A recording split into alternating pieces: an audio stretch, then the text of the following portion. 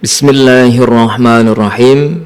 Assalamualaikum warahmatullahi wabarakatuh. Innal hamdalillah nahmaduhu wa nasta'inuhu wa nastaghfiruh wa na'udzu billahi min syururi anfusina wa min sayyiati a'malina. May yahdihillahu fala mudhillalah wa may yudlil fala hadiyalah. Asyhadu an la ilaha illallah wahdahu la syarikalah wa asyhadu anna Muhammadan abduhu wa rasuluh. Allahumma salli ala sayyidina Muhammad wa ala ali sayyidina Muhammad. Qala Allah Ta'ala fil Qur'anil Karim, A'udzu billahi minasy syaithanir rajim. Bismillahirrahmanirrahim. Ya ayyuhalladzina amanu taqullaha haqqa tuqatih wa la tamutunna illa wa antum muslimun. Para pemirsa mimbar penyuluh agama Islam yang dimuliakan Allah Subhanahu wa ta'ala, alhamdulillah Allah masih memanjangkan umur kita, masih memberikan kesempatan kepada kita untuk beribadah kepadanya. Mudah-mudahan dengan ibadah yang kita lakukan menjadi sebab kita diselamatkan oleh Allah dari dunia hingga akhirat. Amin. Salawat dan salam semoga tetap dilimpahkan kepada Rasulullah Muhammad sallallahu alaihi wasallam dan juga keluarganya, sahabatnya dan orang-orang yang setia dengan ajarannya. Dan semoga di akhirat nanti kita termasuk orang-orang yang mendapatkan syafaat dari Rasulullah Muhammad sallallahu alaihi wasallam.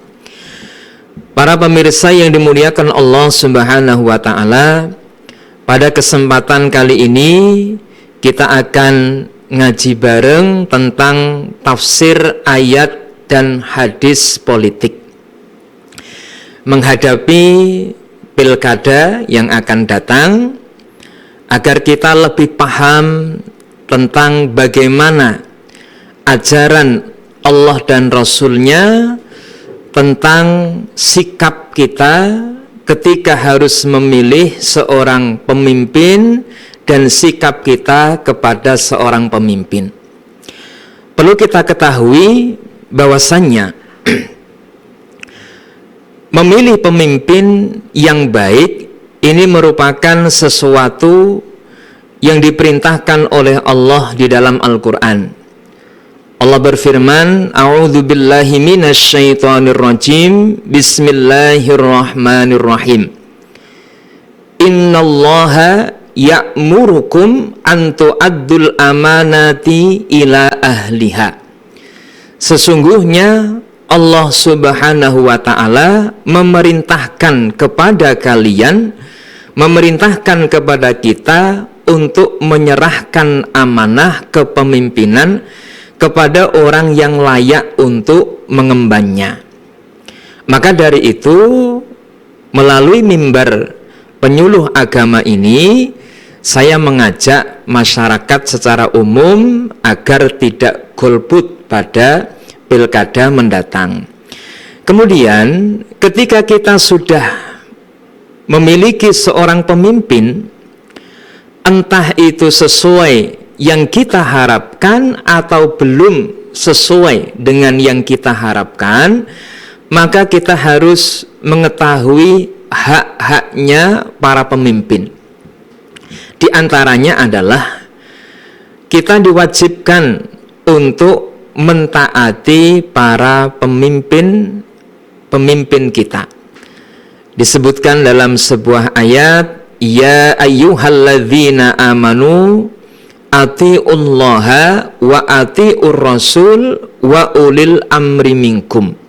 Wahai orang yang beriman, taatlah kepada Allah dan taatlah kepada Rasul sallallahu alaihi wasallam dan para pemimpin di antara kamu.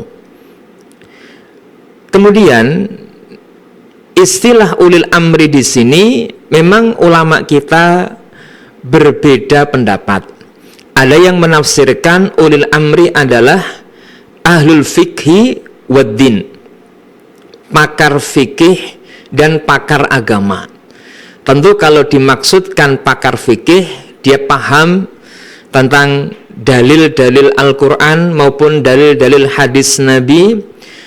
Dia paham ketika di sana ada mutlak muqayyad, ada nasih wal mansukh dan seterusnya. Kemudian dia juga pakar di dalam agama. Artinya ia mengetahui persoalan-persoalan yang dijelaskan di dalam agama. Kemudian ada juga ulama yang berpendapat bahwa ulil amri adalah al-ulama wal umara, para ulama atau para penguasa, ya. Maka dari itu ketika kita memilih salah satu, misalnya bahwa ulil amri adalah orang yang diserai untuk mengambil suatu kebijakan yang levelnya tertinggi, dalam konteks ini adalah pemerintah, maka kita wajib mentaati pemerintah kita meskipun dalam tanda kutip belum ideal. Sebab apa? Kata Nabi SAW dalam sebuah hadis, wa khiyaru a'immatikum tuhibbunahum wa yuhibbunakum wa tusallunahum wa yusallunakum wa syiraru a'immatikum tubghidunahum wa yubghidunakum wa tal'anunahum wa yal'anunakum. Qulna afala nunadhiruhum qala la ma aqamu fikum as-shalah, la ma aqamu fikum as-shalah. Nabi pernah bersabda, sebaik-baik pemimpin kalian adalah yang kalian mencintai mereka, mereka pun juga mencintai kalian. Kalian mendoakan kebaikan untuk mereka, mereka pun juga mendoakan kebaikan untuk kalian. Dan seburuk-buruk pemimpin bagi kalian adalah yang kalian itu benci mereka, mereka pun juga benci kalian. Kalian melaknat mereka, mereka pun juga melaknat kalian. Lalu ada sahabat yang bertanya, wahai Rasul, apakah kami boleh memerangi mereka? Atau dengan bahasa lain boleh mengkudeta, mendemo, memaksa untuk turun dari jabatannya? Kata Nabi, jangan selama mereka masih mengerjakan sholat bersama kalian. Bahkan sampai Nabi 2 kali melarang, jangan selama mereka masih mengerjakan sholat bersama kalian. Artinya apa? Sekalipun seorang pemimpin, seorang pemerintah itu belum ideal, kita tidak boleh memaksa mereka untuk turun dari jabatannya. Dipaksa, didemo besar-besaran, misalnya seperti itu. Apalagi demonya cenderung rusuh, ya. Sudah membawa pentungan, sudah membawa petasan, sudah membawa ban mau dibakar. Kemudian jika terjadi bentrok, ya, dengan aparat, nah, ini yang kita khawatirkan akan masuk ke dalam hadis Nabi, idzal taqal musliman bisayfihima al-qatil wal maqtul finnar. Jika dua orang muslim saling mengacungkan senjatanya, maka yang membunuh dan yang dibunuh, kata Nabi, dua-duanya masuk neraka. Ada sahabat yang bertanya, ya Rasulullah, hadzal qatil, fama balul maqtul? Wahai Rasul, yang membunuh jelas dosanya. Lalu bagaimana dengan yang dibunuh? Kenapa dia juga masuk neraka? Kata Nabi, innahu harisun liqatli akhihi. Karena dia juga berambisi untuk membunuh saudaranya. Ya, bagaimana kita, ya, mendemo yang demo orang muslim, aparatnya juga orang muslim, kemudian pemerintahnya juga seorang muslim. Ya, maka dalam memberikan masukan atau nasihat kepada seorang pemimpin, seorang pemerintah ini harus memerhatikan adab-adabnya. Itu di antaranya ketika kita hendak memberikan satu nasihat kepada seorang pemimpin yang mungkin dianggap kurang pas, ini kita bisa mengambil ibroh dari kisahnya Nabi Musa dan Nabi Harun alaihi wassalam. Ketika beliau diperintahkan oleh Allah untuk mendakwai Fir'aun, ya, kurang zalim apanya Fir'aun itu. Tetapi Allah perintahkan kepada Nabi Musa dan Nabi Harun, idhaba ila fir'auna innahu tagha faqula lahu qawlan layyinan la'allahu yatadzakkaru aw yakhsha. Wahai Musa dan Harun, pergilah kalian berdua kepada Fir'aun, nasihati dia dengan perkataan yang lemah lembut, qaulan layyinan, la'allahu yatadzakkaru aw yakhsha, mudah-mudahan dia ingat atau takut. Nah, sebab apa? Manusia itu sekalipun wataknya keras, wataknya kasar kepada orang lain, tetapi ia ingin diperlakukan lembut oleh orang lain. Itu sudah sunnatullahnya begitu. Apalagi ketika kita menghadapi seorang pemimpin atau seorang penguasa. Jangan kita samakan seperti kita menasehati kawan sendiri. Kemudian ya, disebutkan juga dalam ayat yang lain, ud'u ila sabili rabbika bil hikmah wal mau'izatil hasanah wajadilhum billati hiya ahsan. Serulah manusia ke jalan Tuhanmu dengan cara hikmah.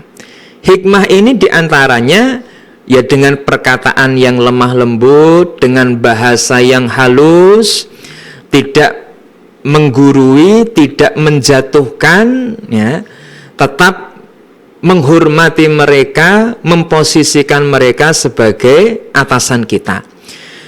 Kemudian kalau masih belum mempan, wal mau'izatil hasanah, dengan nasihat yang baik, ya. Kemudian masih belum mempan juga, baru tahapan ketiga, wajadilhum billati hiya ahsan, dengan berdiskusi dengan cara yang terbaik. Maksudnya bagaimana?